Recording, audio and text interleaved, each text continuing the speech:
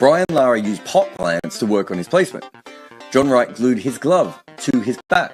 Sachin Tendulkar dug up practice pictures. Tatenda Taibu cut the top off his bat.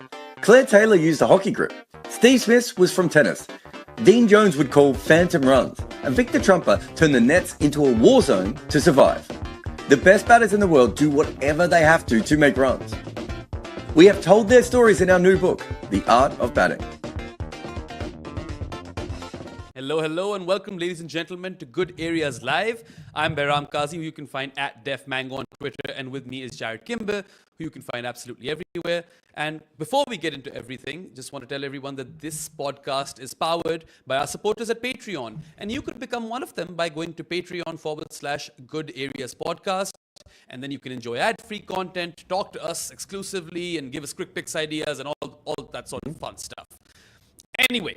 Wait, whoa. You can't, you're just asking for free help. You're actually asking people to pay you to give you help on the show that you're managing now. Yeah. Well, I mean, I'm only following instructions. But anyway. Yeah, no. You brought up the crick picks. I'm just saying, as the man in charge, I love the fact that you've done that. Anyway, so there's a lot to unpack over here, guys, emotionally and, statistically. Because England have gone 2-1 up in the 5-match test series, the Anderson Tendulkar Trophy. 3 days into the test match, Jarrod, nothing separated both teams. We barely ever get to see that. Both posted 387, in their first innings. And then ultimately, India fell agonizingly short by 22 runs. So heartbreak for India, ecstasy for England, and what an emotional roller coaster of a test match. Long live test cricket, once again. Yeah, no, it was huge, wasn't it? It was such a weird test match because it wasn't like a modern game at all, especially considering England were playing in it, right? Yeah. There's no doubt that there was sort of like a slow, old school vibe to it.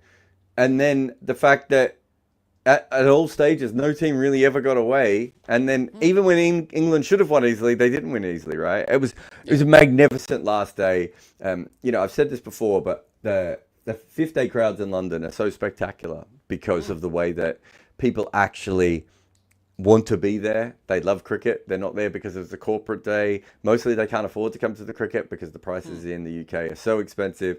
And then they come to the fifth day and it's a party. And in this case, even better because both teams were pretty equally representative. So it was like both teams, had fan bases there. It was just a wonderful day of Test cricket, really. And yet nothing happened, mate. No one made any runs.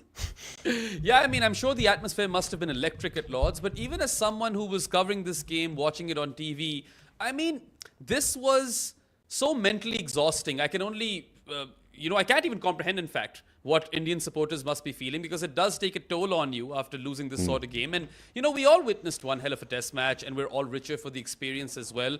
But, it's such a weird sport. India have now gone on to lose both Bumrah tests, and they've won or actually pulverized England at Edgbaston by 336 runs in the test match where Bumrah was rested. So really, it's such a weird anomaly of sorts that they've won more when he hasn't played, and it doesn't make sense. No, not really. Especially because their bowling attack was light in the Edgbaston test, right? Especially without Bumrah. It was just light in general. It probably wasn't ideally suited. Whereas this one was probably more ideally suited, but they didn't make the runs that they should have made in the first innings. And you can't keep giving a team like England chances because they just make so many big swings at you. So we're in this weird situation where somehow one team is doing a lot. One team is 2-1 up, and one team has managed to win the test without their best player and lose the test with their best player. So I don't really know how to answer that. Yeah, and it's not like these test matches that India loses when Bumrah is playing. It's not like he's not performing. Even in this one, right? Bumrah was exceptional. 5 for 74 in the 27 overs he bowled in the first innings. And then, in his second dig, he got 2 for 38 in 16. Now, 43 overs for me is still a lot for Jasprit Bumrah, especially towards the end where I felt like the last 2-3 overs he really shouldn't have bowled. But 7 for 112 in 43 overs is basically an average of 16. He's now averaging below 19.5 in Test cricket. In his overall 7 dismissals, 6 of them were bowled. And, some of them were crackers. The Harry Brook one, the Ben Stokes one, those Yorkers, especially the one to Cast. It just, I feel for the guy.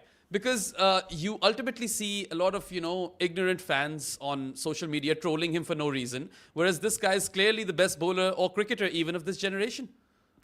Yeah, I think Robbie said yesterday he thought part of his batting was because of, like he was just like, no, we can't lose another one when I'm there. So, yeah, look, there's a lot of angry Indian cricket fans at the moment, and they are not winning a lot of test matches. And, they won the Champions Trophy in the middle of all this. But if anything, if you need to prove any more that the Champions Trophy means fuck all, have a look how angry Indian fans currently are. The truth is they're playing good cricket. They just haven't got the results to go their way. It's very hard to win away from home. A lot of things have to go your way, and probably a few things haven't quite gone, exactly to plan as they would have wanted. But they have had chances in all 3 test matches to be up, and I think they've played the better cricket out of these 2 teams consistently. Yeah. But they are probably a slightly younger team.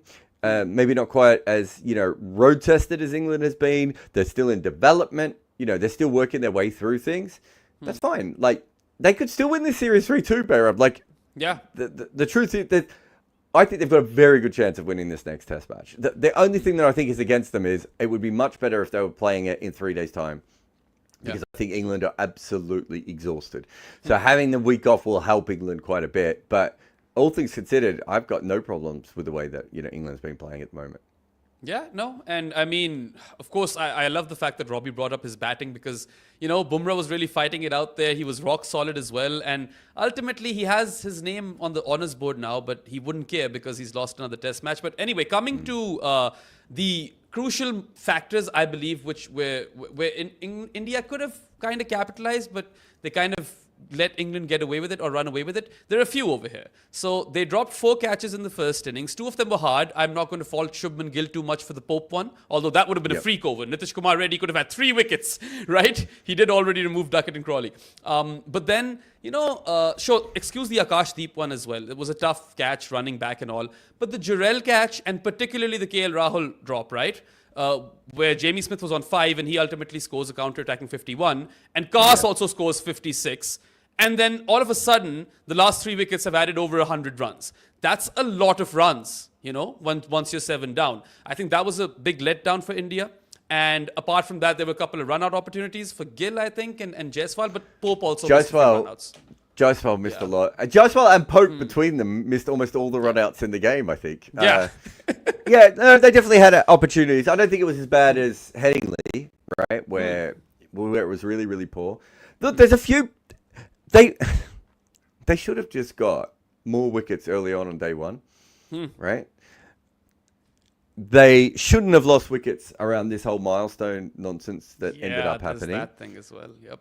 I do think that on day 4, they weren't picking the ball up particularly well, their batters. And maybe in retrospect, it would have been better if KL Rahul had been at that end because he'd been batting for a little while. May not have mattered. Maybe he would have gone out, right? But it's a weird thing to sort of go down to your captain and be like, "I'll take this end, Skip. You go and have a break at the other when the bloke's got 600 runs." But there's a few things like that just kind of went against them. Whereas there are a few things that kind of went England's way, right? Like at the certain periods, as you said, when Smith and Kaas were in, that if India had chances of just finishing that off. And instead, it stretched out to a long period of time. Zach Crawley's, both of his innings went in England's way. Like, he batted about as bad as I've seen him bat in a test match. But he took up 90 balls. He took up a quarter of the dangerous deliveries in England's innings by not hitting a ball. Like, by missing balls, right? Like, little things like that. Sometimes that's how these things go. And when the margin is only 22 runs, you really kind of dive deep into it. Or at least I did. You have the 4 drop catches and that partnership between Kaas and, Jamie Smith. There were the 25 byes that Jarrell gave in the 3rd innings, right?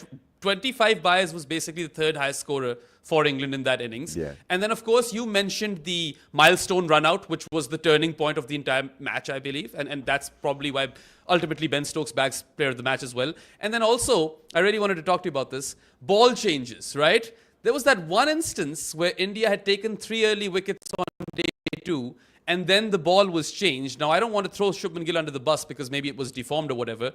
But I mean, if it's getting you No, wickets, can you not just keep it? That wasn't India's fault. So that was the one we all thought was India's fault, but that was the only one that wasn't a team's fault. That wasn't a ball hit for 6, and it got damaged, and it had to be replaced. And the one they got back was not very good, which happens sometimes, right? Like usually you get a better ball back, but sometimes you get a worse ball back, and that's why Shubman Gill was so upset. So yeah, there's another little thing that went against them and went towards England, and you know these things all play a part.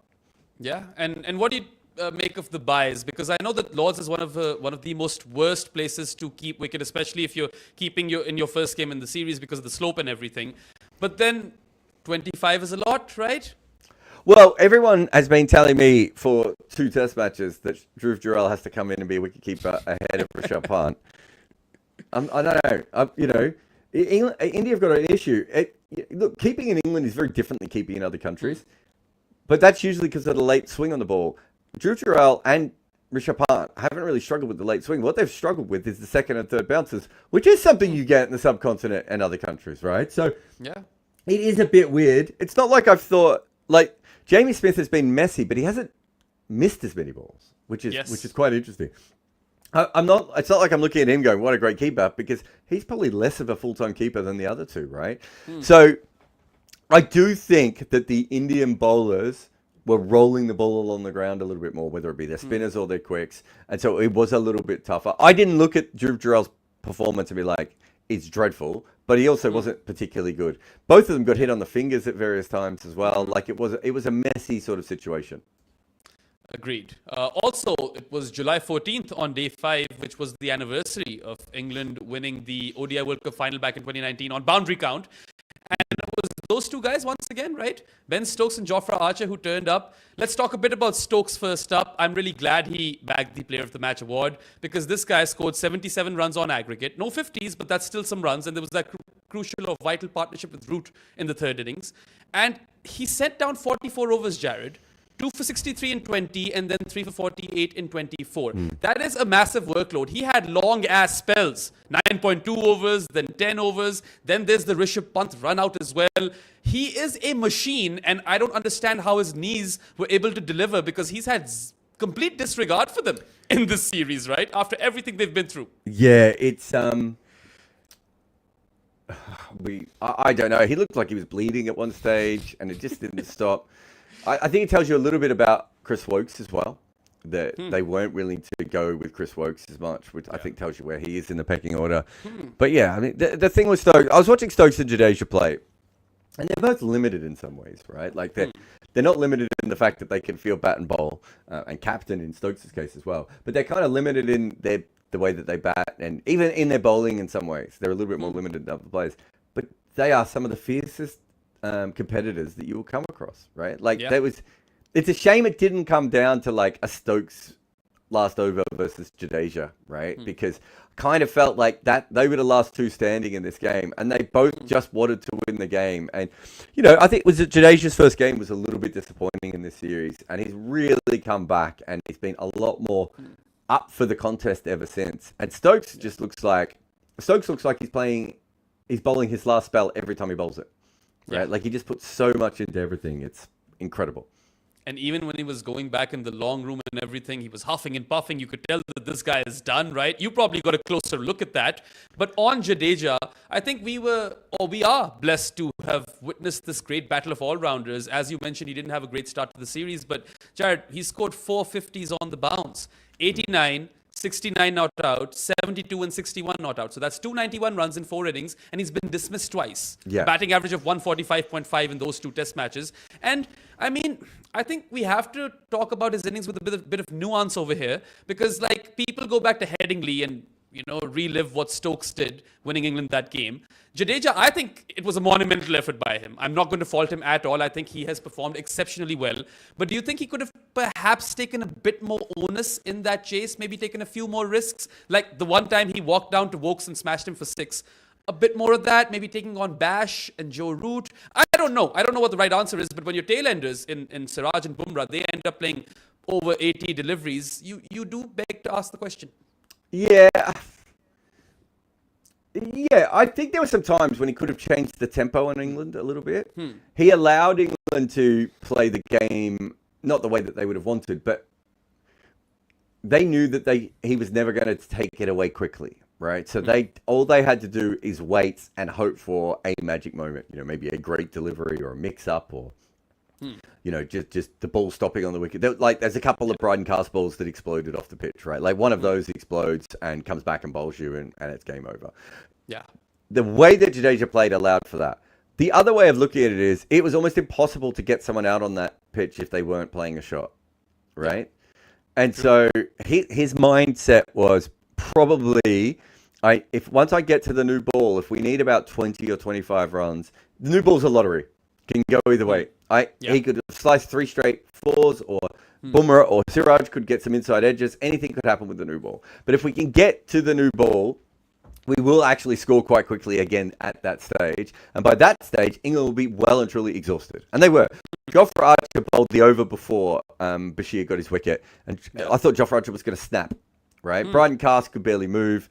Ben Stokes had already bowled himself into the ground twice by that stage. So there's some thinking there. The other thing is that when he did hit the 6 off Wokes that you're talking about, I reckon a gust of wind pushed that over the line. Like when he hit that in the air, Ben Duckett was out on the boundary, and for a long time Ben Duckett thought he was going to catch that, right? He went for a couple of other big shots that didn't really work. And when he was facing the spinner, he really wanted to hit big on the leg side. That was the long boundary. And he had a soft ball. So I can understand why he wouldn't do it. I still think he probably should have gone down the ground maybe once or twice against Bashir. But I can understand why he didn't do that. To be honest, the Siraj wicket was a fluke. So he actually did all the right work and got them into a situation where I think they were going in the right direction. So I find it hard to go too far against him. There's a couple of things where I'd say he didn't do it perfectly, right? Yeah. One is that he wasn't looking for 2s enough. And quite often when he made a decision to go for a 2, the tail ender he was with wasn't ready, right? Yeah. Another one was he wasn't actually 100% on his theory. Like sometimes he would take the single off the 3rd ball. Sometimes it would be off the 4th ball. Sometimes he'd wait and try and score a boundary. Like I don't think he had a real firm understanding of what he was trying to do. And he's not a great communicator. So the guy at the other end didn't always know. But he's a terrible 4th innings batter on a tricky 4th innings pitch. And he stayed in and he shepherded them all the way to 22 runs away, right? So yeah, like I have to give him credit for that. And this field was spread out. The ball was soft. He wasn't really timing it. So I think he took the pragmatic approach. I'm not entirely against it, but I also thought that we have to discuss this nuance because it's the talk of the town. Anyway, there's more to discuss, but we shall be taking a break. First up, you guys are watching Good Areas live with Jarrod and Behram, and we will be back in like half a minute, so go nowhere. Cricket boards actually make watching their games almost impossible now. I spend almost as much time trying to find where I can view it as I do actually following the action. That is why I use NordVPN. They let me find all the cricket I want to watch while protecting me from the nasty side of the internet. Nord will free your cricket matches. Grab your exclusive NordVPN deal by going to NordVPN/Good Areas to get a huge discount of your 4 additional months on top. It's completely risk-free with Nord's 30-day money-back guarantee. Watch every match with NordVPN. Come back to Good Areas Live. You guys are with Jarrod and Behram. And I want to track back a bit from the performances. I want to talk a bit about the conditions. Now, Ben Stokes won the toss once again, right? He's been lucky with that. And this time, he elects to bat first, which is the second instance of this happening in the Bazball era. The first time was the Edgbaston Test versus Australia, the first Ashes Test, right? Which Cummins won for Australia. Now, that was already uncharacteristic, and then we saw England not Bazball, right? They were Bazballing it, in fact, as Sid Bonga put it. And I think that was probably because the surface for the first 3 days was quite slow and sluggish. But then that surface kind of transforms into a minefield where you just hit a length and let the deck do the rest for you. So what do you make of the conditions? They were copying a lot of criticism first up, but I think it was great. I actually didn't mind them one bit. I thought they gave us a grueling contest, and the Test cricket on offer was quite compelling. Yeah, it's just a different kind of pitch, wasn't it? Look, I mean, I suppose you prefer that. The problem with this wicket is it's not just the wicket anymore, is it? It's also the dukes. If these dukes go soft, you can't really play shots and you can't really take wickets, right? Like, so there is an element of that's probably the worst situation. If you were to say that this was the same game and two teams made 380 and then two teams almost made 190, right? And you could play shots and you could take wickets. That's maybe one of the greatest test matches that's ever been played, right? Yeah. This had a great ending, but there were several points at which this was tedious cricket, and you were just waiting for someone to run themselves out, or or make a huge error, or whatever it may be, because the conditions were just not all like that. Having said that, not every pitch needs to be the most entertaining we've ever seen. It was a different kind of challenge. So I think from a cricket perspective, that's fine. From an entertainment perspective, there were several times during this test match where it was a bit like, oh my God. And it wasn't helped by the incredibly slow over rates and the multiple injuries and delays in time and soft balls and whatever you want to call it. I think it made it feel even slower. But it was a ballad, and maybe we're not in the era of ballads, so we're not used to something like that. Well, I definitely enjoyed it a lot. Although I do agree the over rate was pissing me off, and England even copped a fine today. They've been docked 2 points or something. However, India haven't been, and that's the whole thing with the time-wasting bit. I know that balls have been the main talking point in the series, whether it be the Duke's ball or Shubman Gill telling Crawley to grow a pair, or, Ben Stokes getting hit in the balls. Exactly. It's been all about balls, but when it comes to time-wasting, we all know what Crawley was doing. I think he was quite, brazen about it as well. But, Shubman Gill has been getting massages, as Tim Southee pointed out, and Akashdeep had his pants down the next day towards the end. So, why has England only copped the fine over here then? No, well, England haven't copped a fine because of what Zach Crawley did. England have copped a fine because of they were behind their over rate, I would assume, unless you know more than I do. So it has nothing to do with what Crawley did. It will be from them bowling in the field. But both teams have wasted time in this test match. That was quite evident. But that's not what the fines are for, though, is it? The fines are for you being slow on your over rate. Fair enough. That's what I'm saying. So that's a completely different thing. What you're really talking about is the fact that both teams time wasted. That is not what you get penalised for. But this is the issue, is that we do actually now have a situation where we are still fining bowling teams for being too slow, when batting teams find every available reason not to play out a situation. And I just think it just needs to be umpired. It needs to go back to the old days. You've dived and your gloves have hit the ground. Okay, well now you have dirt on your gloves, and you're going to have to play cricket with dirt on your gloves for the next little while. If you don't want to have dirt on your gloves, don't dive on the ground. You want to drink in the middle. If you want to go to the toilet in the middle of a session, you've got a minute to get off, or you go off at the start of the drinks break. So KL Rahul went off. I can't remember if it was this test or Edgbaston. Did he go off at Edgbaston as well? But he went off at one stage at the end of the batter coming out to bat. So if the wicket had gone and he'd run off, gone to the toilet and come back, we would have lost no time. But we lost time, right? Yeah. Jadeja 1 is a little bit different because that was an extended session, right? And, you could at least say to him, probably wasn't expecting to bat for an extra half an hour in that session, right? But in general, we just have these ridiculous situations where people are coming on the field. This can all be policed. First-class cricket and associate cricket and women's cricket does not have the same issues. Why? Because the umpires do not allow for this, right? It's not. Also, it shouldn't be that hard. The commentators also took the piss out of the umpires for not changing the ball during the drinks break and wasting further time, right? So that's another one of those things. But look, some of the umpiring in this test match was so passive, and I'm sorry, something needs to happen. Yeah. Umpires have no power in international cricket, and I don't know how we got here. There's also some inconsistency when it comes to, players copying demerit points, because Siraj was fined 15% of his fees and he got a demerit point, very similar to the Rabada instance all those years ago. But then you've got Shubman Gill swearing on the stump mic, and that, I'm all here for elite shithousery, which we saw in this test match. It adds flavor to the sport. But there is no consistency, and weirdly enough, or ironically enough, Stuart Broad was the one to bring this up. No, there is no consistency, but I think the one that people forget is that there's a huge power dynamic difference between Shubman Gill. You can have a go at a batter when the batter's out there, and you can have a go at a bowler when at the same time if you're on the batting side, right? Umpires generally let that go because that's okay. That's part of the game. They might tell them to stop swearing. They might tell them to stop being abusive and wasting time and all that, which is also up to the umpire's discretion. No issue there. The issue that we really have at the moment, though, is that we have too many bowlers going up to batters after they've dismissed them, right? And we have fielding sides doing it as well. It happened several times in this game. Siraj was the one that got in the face, and generally if you get in the face or get in the space of a batter, that's when you get the fine or the demerit points, as Rabada kept finding out. But Jofra was also doing send-offs, right? And someone should have had a word to Jofra as well, because then that's just you being a dick for no reason, and there's no advantage to the game. It doesn't make anything better, right? If you're a fast bowler and you want to scream, just scream. You don't have to scream in someone's face because they can't do anything back to you at that stage. And so I think that's why Siraj has got his demerit points, which he earned, right? But it is slightly different with everyone else. But yeah, the whole demerit points, I mean, it's not something I've ever looked into, but it's always been a bit of a nonsense. Like, I don't think it's ever been done correctly.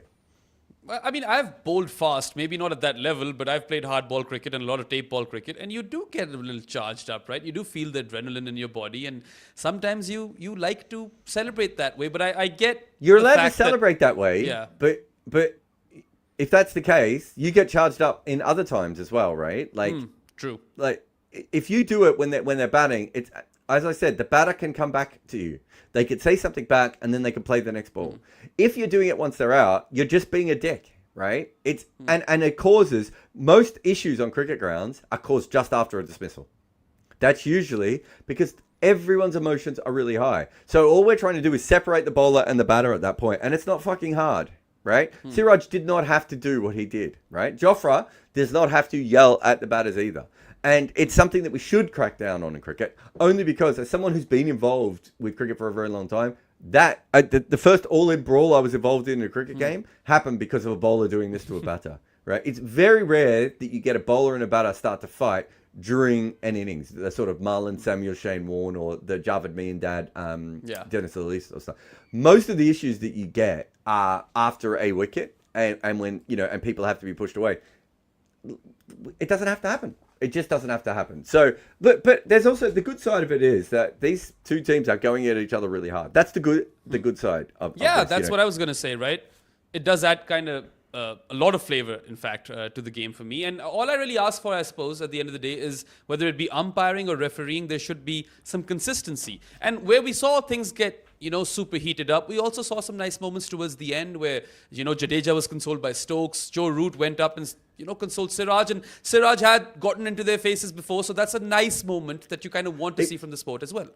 It was quite an interesting end to the game because, Jofra's lying on the ground exhausted and shocked that they finally won and probably happy he didn't have to bowl another over.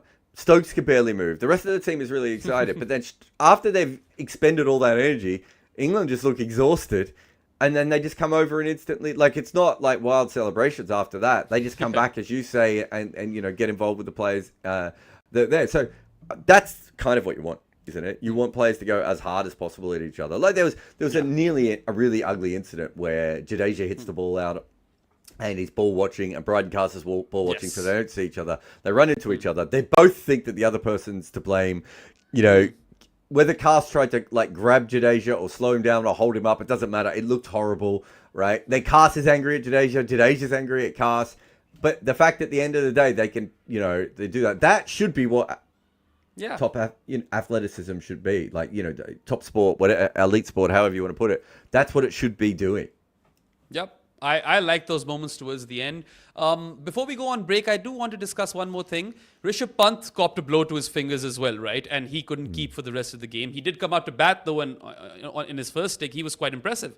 Once again, doing Rishabh Pant things, scores 74. They peppered him with the short stuff. He continued to score runs, but he was in visible pain throughout both innings, right? How much did that potentially impact India? And do you think that sort of injury could heal in a week?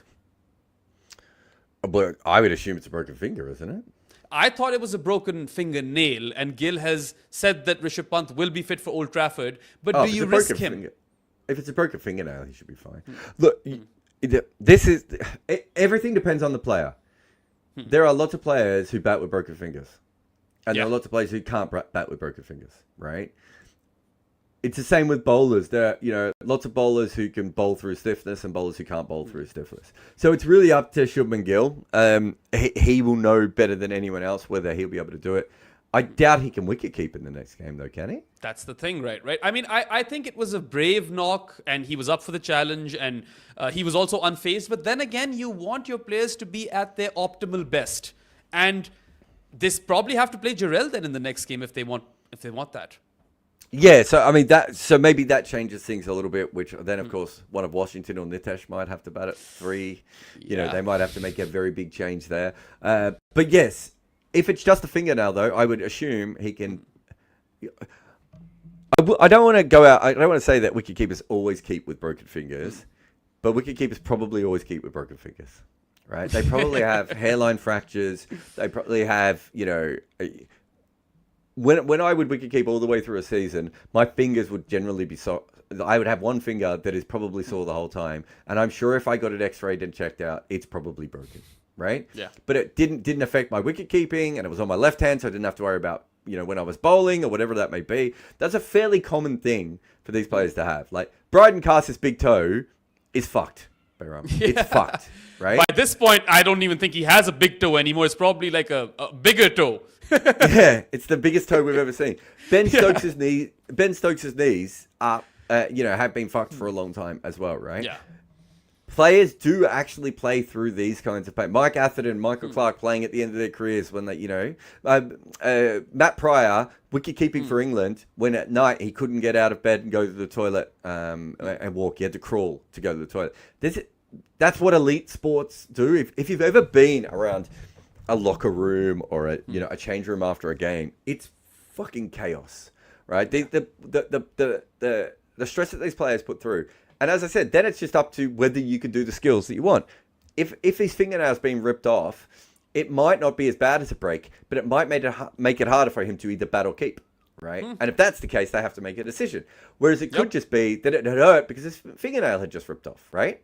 And next week, it won't bother him as much. And then things move on. And it's a hard one to explain, but if you've ever played, top level cricket or any sport, kind of know that things hurt. And some people can handle them. It doesn't mean that some people are soft and some people are tough or anything like that. I just mean some people can physically handle that and they can continue to grip the bat. And others are just like, I can't get my fingers around the bat properly and, I can't bat. The fact that he played on is probably a pretty good sign, I would say, that he will play next week. I mean, I think DK was talking to Mel, where they were discussing how most cricketers are always playing through niggles, right? So this is no different. But then again, this is also Rishabh Pant, who's had 2 failures all series, right? Out of 6 innings. So they would need him. It's a big question mark, right? Anyway, let's take a break. We'll be back shortly. You guys are watching Good Areas with Jarrod and Behram, and we'll be back in half a minute. So go nowhere. I have travelled the cricketing world, and so I've collected 2 things. The phone numbers of random taxi drivers and overseas SIM cards. Rideshare apps have fixed the first part, and Saily is doing the second. Now, all you need is their eSIM on whatever plan works for you. You activate it, and you can use it anywhere in the cricketing world. It helps you save money. It is a global solution to a global problem. Stop fiddling with tiny SIMs and get the one that does it all. Go to Saily.com Good Areas and use the code Good Areas to get an exclusive 15% off your first purchase. Fly free with Saily. Welcome back to Good Areas Live. You guys are with Jarrod and Behram. And we mentioned how perhaps Dhruv Jurel will have to come in and bat at 6 because Rishabh Pant might not be fit enough to keep, even if he is fit enough to bat. There are a few more question marks over here. Bumrah sent down 43 overs. Do you want to play him at Old Trafford? Does he play 4 tests now in this series? He has to? So we've settled over there? I agree. If you don't play him at Old Trafford, what's the point in playing him at the Oval if you're 3-1 down? True. I mean, there is 1 point of percentage points in the table, right? Dead rubbers aren't dead rubbers anymore. No, but you still want to win the Test series. If the main aim is still winning the Test series and then winning as many WTC points as possible. Yeah. He plays in Old Trafford. You hopefully win that Test, and then you have to make the tough decision the week after. He's got 8 days off. He looked really fresh and good to me. I have no issues. They're going to have to make a tough decision. This is why making those announcements beforehand is always fraught right? Because there's two ways of doing it as well. Like you could say, look, we are very keen to manage his workload. We don't want him to play all 5 test matches. We're aiming for him to play 3, but there's obviously the possibility of him playing 2 or him playing 4. We'll see how we go. But when you sort of say, oh, he's only going to play in 3, you kind of you put yourself into a corner that Indian fans are going to be angry either way now, right? No matter what happens, unless they win this series, they're going to blame this decision. And realistically, it's something that they probably have to do for the future of Bumrah. But if you're asking from a cricket perspective, there is no option. They cannot save him for the last test match. He has to play in the next one. Yeah, and then they do run the risk of bowling him to the ground. So it is like Schrodinger's Bumrah at this point, I suppose, because you're not winning either way. But then if they do ultimately win the test series, then I suppose that's win-win if he plays both test matches and they win 3-2. But it's not even the only question mark over here. I wasn't a big fan of Gautam Gambhir's strategy of going with 3 all-rounders. I don't think anyone was in our chat, right?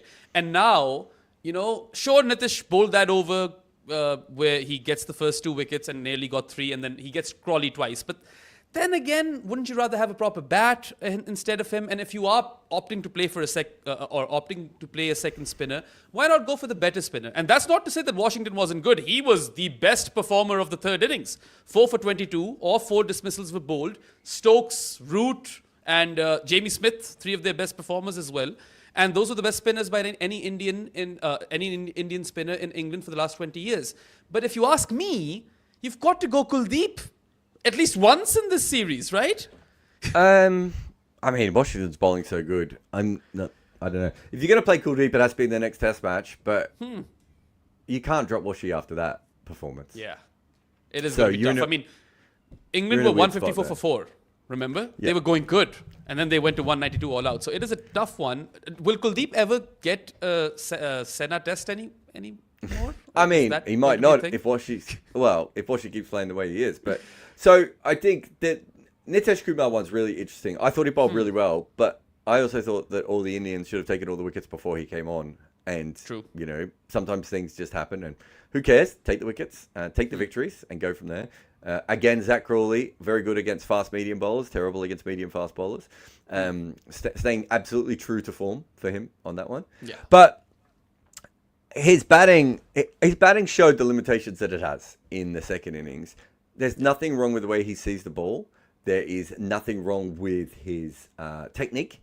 He's just not yet a fully fledged test batter, because that is quite regular with all-rounders. He's going to have to learn all the other skills. He just got trapped on strike, which allowed England to, while away and then eventually get him, and that just opened up an end. And then, Washi gets the sort of not fluky wicket, but, you're unlucky if you're caught and bowled on a pitch like that, I think.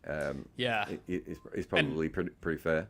Especially that sort of catch, right? And a lot of people were, kind of taking the piss out of him for the comments that he made the previous day that India are going to win after lunch tomorrow. I mean, what else do you expect from the guy, right? He's not going to go out there and say that we're going to lose after tea in a nail-biter. That's just stupid. I think... But anyway... when people make fun of... It's just like... He's a younger player and he just phrased it the wrong way. But of course that was their job. Well, like, what else would he be saying? We're not sure if we're going to win? That's not how athletes even think. I found that very weird. You want your players or any athlete to back their team's ability to win games of cricket or whatever sport they're playing. But anyway, that's a head scratcher now for them, because how do you drop Washington after this? And I personally feel that they should at least try Kuldeep once in this series. And then, of course, whether or not Karun Nair plays the next test match, even though I think he's been all right, there are question marks over there. And I'm keen to see what sort of lineup India puts forward. England might have, similar questions to answer themselves, because Shoaib Bashir, whilst he was the hero of the last session, taking a wicket and winning England the test match after breaking his finger on his left hand, he is out for the series, right? What a way to sign off. And Liam Dawson is in. Now, you get some batting with Dawson, slow left armour, loads of experience. I feel now you could take Vokes out, right? Because he could be batting at 8, and that means that you can play another seamer ahead of Vokes. Because Vokes, look, he wasn't terrible, but he hasn't been his usual self. 3 for 84 in 27 overs and then 1 for 21. Dropped that catch of KL Rahul as well, which could have cost them the game. I expected Chris Vokes to be the most prolific wicket taker for England in this series. He's not been that, and he's not quick, and the keeper is standing up to him. I think it's time they look elsewhere.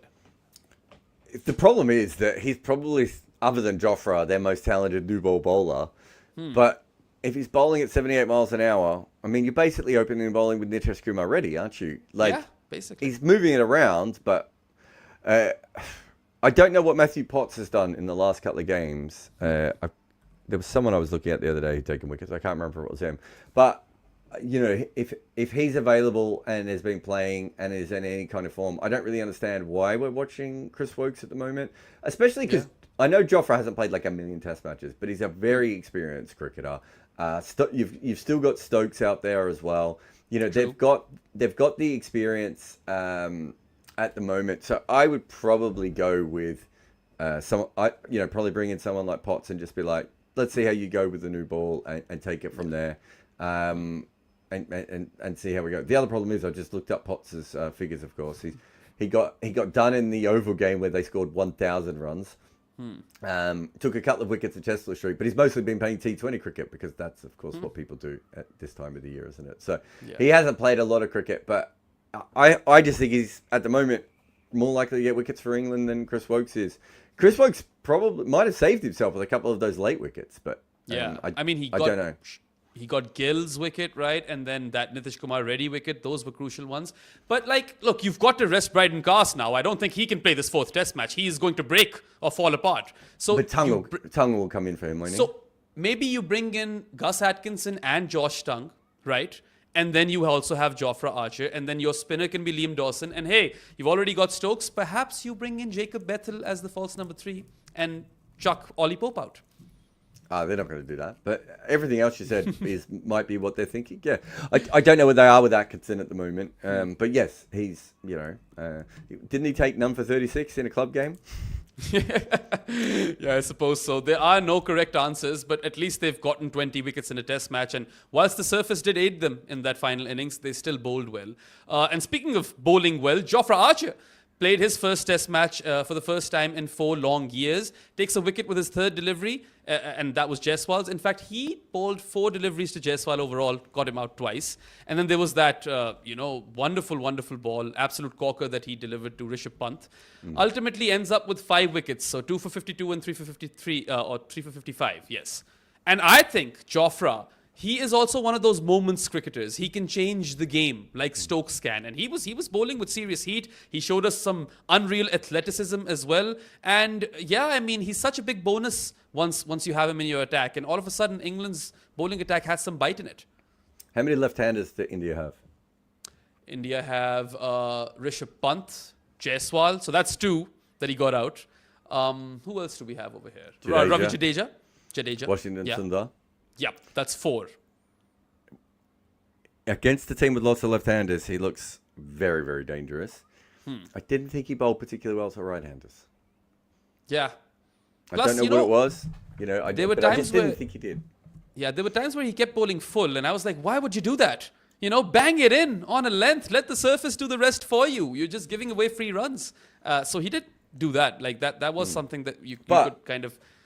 Yeah. He looked magnificent at times as well. So he had a bit of a tete-a-tete with Stokes, I think, at one point. I think Stokes was a little bit like, if you're going to play, give us everything. And if not, piss off. And, Jofra needs that, I think, sometimes. He's a weird character, Jofra. He's a real introvert. I know when he first started with the England team, he didn't talk to anyone for ages. I think Stuart Broad said he got to know him playing Call of Duty. Because, you have the headsets and you can talk to people while you're playing Call of Duty. That's how he got to know Jofra. And we saw a fired-up Jofra. And a fired-up Jofra Archer is about as exciting as anyone in world cricket. He really is one of the most spectacular bowlers to watch. And, watching him in his comeback early in that test was just joyful, man. I just absolutely loved it. It really did things to me. He is box office. There are no two ways about it. And he's a funny guy. Like, he forgot the anniversary date. And there's a Jofra Archer tweet for everything. The Washington one, I'm sure you've come across that one. So that was kind of interesting. Went out of the bio bubble to visit his dogs. Yep. Anyway, let's take some super chats because we've accumulated quite a few. Here is Cyber Junkie. He says, in cricket history, has there ever been a player as skilled and talented as KL, but equally timid in attitude, costing a match because of some stupid milestone? Well, we did a statistical analysis that shows almost every batter ever does this, right? So, no, has there been a player in history like KL Rahul? Yeah, most of them. Yeah, I mean, look at Aiden Markram. There are very strong parallels between the two. And I mean, look but I at think what KL he's Rahul... saying is, specifically, is that, like, the milestone thing. But that is... Yeah. Literally, there have been hundreds of great cricketers who have done the same thing as KL Rahul. Exactly. Don't hate the player, hate the game. Also, Cyber Junkie, focus in on the skilled and talented bit because he was India's best batter in this game. He's left the ball better than anyone else. He has those check pull shots and offside play, whether it's on the front foot or the back foot. He scored 100 once again at Lord's for the second time in his career. So 2 honours board entries. And then 39 once again. He was phenomenal. I'm not going to tolerate any KL Rahul slander today. All right, Shri is asking, knowing India were going to lose, I decided to follow through scores. Even then, it was heartbreaking. In your non-neutral days, was there game series loss that made you just stop following the game a bit? No, I don't think so. I don't think so. I've been through hell as a Pakistan supporter, so no. I think with Victoria, when Victoria would lose a Shield final or something, maybe even a limited overs final, it's kind of at the end of the summer. So there's a natural break in Australia anyway, like at that point. So maybe there was a game that got to me, but I don't remember anything specific. There's a couple of Shield finals where I just felt like we were out of the game on day one, and it was just... So there's 4 more days of us losing this Shield final, which was a bit frustrating. But yeah, no, not really. I think cricket has probably always been more important to me than the actual results, I would say, all things considered. I would say my non-neutral days probably started like 3 years ago. And I mean, I was supporting Pakistan. You can only imagine what I would have gone through, right? With the spot fixing and Ireland beating them and Woolmer dying. And I could go on and on over here, right? Yeah. Anyway. Parikshit Upadhyaya. I hope I've pronounced your name correctly, buddy. He asks, Shubman Gill's feet were not moving at all in the second innings. He was rattled under pressure. Not good signs for a test captain. I don't think it has anything to do with captaincy at all. He had a bad game. So did Jaiswal. It happens. It's a bizarre one. This is when you're looking for reasons not to like someone, that you would look at this. His feet weren't moving in the second innings because he wasn't picking the ball up, right? He wasn't picking the ball up, as I said before, because I did a whole piece on it, and me and Sid Monga did a fair bit of research on this the night that it happened. It was quite clear to us that all 3 batters, including Akashdeep, from that end, when the ball was full, were losing the ball a little bit. So when you say he wasn't using his feet, he wasn't moving his feet, but have a look at Karan Nair. Karan Nair also wasn't moving his feet. And Akashdeep, the only difference he was doing is he was using his feet because he was just prodding on the front foot, hoping he was going to hit the ball. When that ball was full, they were losing it. And sometimes that happens. You know, weird days where it's harder to pick up the ball, a tall bowler, a short bowler, a weird action, whatever. It usually happens towards the end of the day. We've seen it with Flintoff and Callis. We've seen all these different things happen before. And England were really good at exploiting that. It has nothing to do with him being a test captain at all. Yeah, and he got a really good delivery as well, right? A lot of those guys, Pant, KL Rahul, how do you play those deliveries? Even the Gill one, really, really good balls. Anyway, Koshal Talapadi asks how not having iconic innings like Stokes at Headingley, Virat at MCG affect Jadeja's legacy. Will he be less rated than someone like Stokes in the future? Look, they're both clutch. They're both brilliant all-rounders. 2 of the best that we've seen in the modern day. But then again, sometimes when you do stuff like Headingley, it kind of becomes part of your personal legend. Jadeja could have added Lords to that, but he still has his own personal legend, right? That still exists. Yeah, I think Stokes is more fun with the bat or with the ball or in the field than Jadeja is. I'm just saying that if you're just looking for objective box office, Jadeja's probably still a better fielder than him. Maybe if you bring in catching, maybe it comes back to Stokes a little bit in the Gordon. But let's say Jadeja's a better fielder than him. If you said I had to watch 100 balls of each of them field, I'd rather watch Stokes because the things that Stokes does are so much more otherworldly and ridiculous, right? Whereas what Jadeja does is really good professional athletic fielding. Stokes with the bat, he is more wild and crazy and walking down the wicket and doing all these different things and playing reverse sweeps and everything else. Whereas Jadeja is like a great blocker. Like his main skill in Test cricket now is blocking. So again, who are you going to want to watch, right? And the same with spin. He's a fantastic spinner, right? But who in their right mind is going to pick a left-arm finger spinner to be their favorite kind of bowler? Like most people are going to pick a wrist spinner or a fast bowler or whatever that may be. And Stokes can bowl 90 miles an hour. He can bowl big hooping outswing. Like he gives you so much more. So they are different kinds of creatures, and they will be remembered in different ways because of that, right? But it's someone sent me an email the other day. They're very upset that Stokes has come up a few times on CricPicks, and everyone's like, well, if you look at his numbers, blah blah blah, and he's like, he's not about numbers, and I was like, no, but the CricPicks episodes are about numbers sometimes. Like if we're going, who's the best left-handed batter, right, or whatever thing that Stokes comes in, and there is an element of that. Whereas Jadeja is almost beyond the numbers, right? His numbers are so immaculate, right, that at this point it's like, so they'll be remembered by different people in different ways. There was a period of time in which the world loved Freddie Flintoff more than it did Callis. Yes. Right? And Freddie had a lot of more big, exciting moments than Callis did. But he's not remembered as the same level of cricketer. Yes. I mean, the dichotomy of the two kind of makes this entire battle even more great. I actually appreciate that Stokes is this player or cricketer of great moments, and he continues to deliver with those moments. Headingley, ODI World Cup final, T20 World Cup final, this game, it was all Stokes, right? So that his personal legend has a lot of those stories, whereas with Jadeja, you kind of look at the overall picture, if you will. Yeah. Anyway. Jessica, the Transmetal Alchemist, thank you for the very kind super chat and generous one, by the way, Jessica. We love you over here. Thank you for the timestamps as well. I was also going to say, hasn't she also gone through and worked out all of our CricPicks? She has. Choices. By the way, she's doing that manually. Couldn't you just share the graphics with her? Because don't we actually have them? We probably could just share Not the graphics with her. but the Excel sheet that we do them on. Yes. We totally could do that. Save you some time, Jessica. Anyway, she asks, or doesn't ask actually, she's just commenting. What an incredible final day of Test cricket. So much tension and anxiety and adrenaline. I felt emotionally exhausted from just listening on the radio. I was mentally toast after this Test match, right? There was just so much that had happened and the emotions on offer from both teams. I think that it took a lot out of every single one of us, even those of us who weren't English or Indian. It was just quite a spectacle. Like, we'll always remember it. Yeah,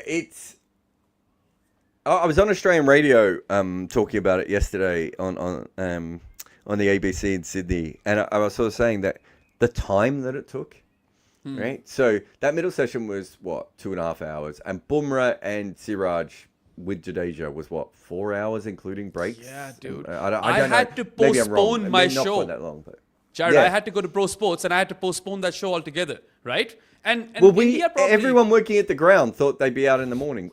No matter who we thought would win, we thought by 2:00 at the latest we would have a result. And it just kept going and going, and the building, and Harmy was in the press box, and Harmy gets nervous, right? He's really funny to be around Harmy. For an ex-player, he gets a lot more nervous. And he was just on edge forever.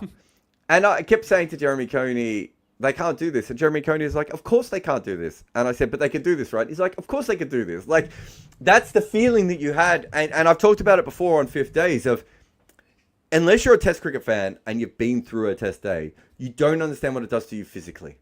It actually changes your body and your mind, and you can't concentrate on anything in a way that you just can't get in any other sport, right? And this slow unfurling of this particular one, when realistically we all knew it was 2 balls away from the end the whole day, and we just never got there. Think of it this way, 20 wickets in the first 3 days, 14 on day 4, and then the last day just kept going on and on and on. All they needed was a cameo from Pant and KL to stick around longer. India got neither, and they still got close. It's so weird. Anyway, Will Matthews with a very generous super chat as well, so thank you for that, Will. He asks, was great at Lords, early highs, then tense hours. Every Indian cheer made me feel England would lose, but Siraj fell 5 minutes before I had to go. Unforgettable. Well, it was a really unforgettable moment for Shoaib Bashir as well, I suppose. It really was. It's funny. So many people have said it was anticlimactic, but it was kind of. I felt that it was a slow burn of a wicket on a slow burn of a day, and if Siraj had gone out the way that Bumrah did, I would have been like, oh, okay. fine. Whereas going out that way, I just thought it just felt completely right for the day. I mean, I felt for Siraj because he can't bat at all, Behram, and what an effort from him. Absolutely. Both of those guys, honestly. Yeah, Bumrah as well, right? And, and I know both of them have been working on their batting quite a lot. And sometimes you just get the right pitch and the right cabbage ball and everything else. But well played to them. But, yeah, it was incredible being there. Yeah. Let's just say that Shoaib Bashir is such a good spinner that the ball turned even after it hit the bat. How many of you can do that? Turned 3 times. Oh, by the way, there are all these people like really going, Jarrod, you said he middled it, but he didn't middle. I'm like, it hit the middle of the blade. And then they were like, well, actually, if he played it better, it wouldn't have had spin on it. And I was like, actually, the ball spins off the bat quite a bit. You've just never noticed it before because generally it doesn't hit a foot mark and come back onto the stumps. Sweep shots off the middle of the bat spin. Cut shots also spin. It's like people, they can't accept that sometimes things are just incredible. And the fact that Mohammad Siraj was bowled playing about as good a back foot defense off an off spinner that's getting bounced as a number 11 can muster off the center of his blade. This was not an edge, right? This was not off his glove. Like it wasn't even off the splice, right? Like it hit the blade in the middle where he was aiming. It went where he wanted it to go, back down in front of him on the crease. It then, because he's moved across the line to protect his stumps, he opens up the leg stump. And then the other thing was, when this first happened, everyone was like, why did he kick it? He tried to kick it. By the time he realized what was happening, it was too late. Like, people just, the well-actually guys, just after this test match, I'm sorry, if you are well-actuallying after 4 hours of incredible test cricket, touch some grass and fuck off. Fair enough. I'm not going to blame Siraj at all for that. It was really, really unlucky. Anyway, Abhi 11 is asking, maybe need a pink Dukes expecting it to stay hard. Look, I mean... It would stay less hard. Yeah, that wouldn't make any sense. I think they should combine forces and make the Dukabura ball. That's the future. Oh, the SG, the SIG. Look, we need to do something with this in cricket. We had a shit Kookaburra ball for 10 years and no one did anything. The SG ball seems to be a fairly decent ball in Asian conditions. Why are we not using that more in Asia? The Dukes ball is going through an issue. It needs funding. That company needs funding, right? It only makes test balls for 2 countries, right? And occasionally the ICC. Things need to change. The Kookaburra made a ball for English county cricket and they made the wrong ball. Dukes made a ball for Shield cricket. They made the wrong ball. Why don't we use everyone's strengths and just make a cricket balls that work for each individual location? There are things that have changed. We hit the ball harder than ever before, right? Yep. So there are differences because of that we need to understand. But when it comes down to it, too often in cricket, we have a shit cricket ball. And it didn't make this test match any better, although it did make it a lot closer. So take that for what you will. Yeah. Anyway, that's the end of the super chats. Jarrod, I want you to real quick open Joe Root's record on Cricinfo because he went on to become the first cricketer to score 3,000 test runs versus India. He has 37 hundreds in test cricket now, 11 of which have come versus India, and 8 of them have come at Lords. 104 and 40 in this game. Highest run scorer for England. Took an unreal catch as well. Overtook Rahul Dravid as the leading catch taker in test cricket. What's his overall run tally? Just tell me real quick. I want to see how far he is now from Sachin. Is it realistic? What's Sachin on? Sachin's on 15,921, I want to say. So Joe Root is what, 2,500 runs behind him? So he's on 13,259. All right then. So we are talking about roughly 2,600 runs. That's kind of where we're at. So if he has 1,000 run year in 2026, then maybe this is on. I would like to think so. Do we? Yeah, I think. Yeah, no, I think it's still possible. The unknowns are injuries, I suppose, and form. And right? drive. Like, he was in incredible form. Yeah, and drive and all that sort of stuff. But yeah, I think it's still very, very possible. But yeah, I'm more likely to feel. I think a couple of years ago we were projecting because everyone was like, look how many runs he's made. So he'll keep making that many runs. Obviously, he hasn't quite been in that form ever since. And there might be a slump. I suppose what the question that cricket fans have to ask is, do we want another sort of Kapil Dev or Sachin going for 100 hundreds type of thing, where the player is holding on for the record at the end? I'm trying to think. There was another bowler. I think you might have done it as well. Like, I don't mind that, really, but cricket fans get really upset. You have no idea how often I get emailed with people complaining about Sachin Tendulkar and Kapil Dev for playing on too late, even though there are hundreds of players who are considered great players. They just don't know the other players have done it. And everyone stays on too late for a different thing. It will be interesting to see, in our world of Twitter, right, or even beyond Twitter these days, how people will handle it if Joe Root is averaging 28 for the last 2 years of his career to try and drag himself over the line. When, to be fair, Sachin sort of dragged himself over 15,000 as well, like at the end of his career, right? So I just, that will be very, very fascinating because people kind of forget those things. It's a bit like the Vian Mulder one where everyone's like, well, he can't do this. It's against Zimbabwe and this test match doesn't matter. And it's like, well, Lara did his in a dead rubber and Hayden did his against Zimbabwe. Like, generally records are made in those kinds of games because those are the ones you have the opportunity. But we forget over time. But yeah, so that will be fun. I can't wait for that, to see exactly how we go. I just don't think Joe Root's a big records guy. The way he plays his cricket, I don't think it matters to him as much as it would to other cricketers, right? And I'm not saying that as a positive or a negative, right? I just don't think it does. And so I think when he's done, he's done. That might be 1 run more than Sachin.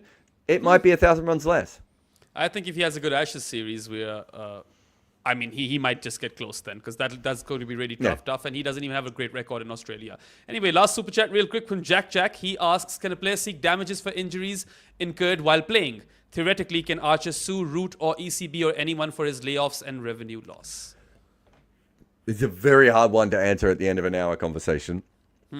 The best way to say it is, it's very, very tricky to sue a cricket board when you know going in that your job has those dangers available to it.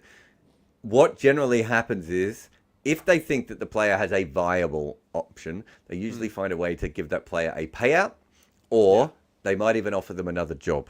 So if you look at Will Pucovski and James Taylor, I wouldn't be surprised if there's an element there that with those guys where Pucovski, I don't think it's happened yet, but I wouldn't be surprised if he gets a really good job out of it. Not to say him and Taylor are not qualified either, but they do. I do know of a couple of players who've got payouts, Jack. Generally, it's more to do with at the end of your career. And so if you think about it, if you're Jofra Archer, it's a bit tricky to be able to do it depending on when your next contract is. And what I would say, what judges and juries would say is, yeah, but you knew bowling fast was going to put this kind of stress on your body. And you knew that bowling, you didn't have to bowl in Test cricket, right? You could have chose another one. So it is tricky. Nathan Bracken's the one that comes to mind. That really put a big a part of it. Cricket boards go out of their way not to be sued, is what I would say, and that's why you haven't heard of many of these. And I would say that Nathan Bracken's one of the one of the most famous ones. And generally they don't do it. I think in the future we'll see more of these kinds of things because I think Pat Cummins not going to be any issue, but I think going back looking at New South Wales early treatment of Pat Cummins would, and there must be other guys who've had that sort of stuff before. But it's a really tricky area legally, and neither me or Behram is adequate to do that. But there is a reason you don't see these lawsuits, is what I would say. Yeah. Anyway, that kind of brings us towards an end of this show. There is one more super chat, but the guy didn't have any questions. So thanks for the money, Shri. If you want to quickly ask something, I suppose you can ask it. But anyway, thank you to everyone for your comments, interactions, and your super chats. And just a quick reminder, you can go to goodareas.co and bookmark that webpage. That can prove to be a one-stop shop for all the fun work that we do as part of this team, whether it be written content, videos, or podcasts. Also, these podcasts are powered by our supporters on Patreon. You can become one of them by going to Patreon/Good Areas Podcast, and then you can enjoy ad-free content, talk to us exclusively, and have all sorts of fun chats. So he has sent his super chat now. And before we say bye, he's saying, knowing India were going to lose, I decided, it's the same super chat. We've talked about this, Shri. Yeah, you can go back. Anyway, thanks for your time, guys, and we'll see you soon enough. That's all for today. Have a good one, and goodbye.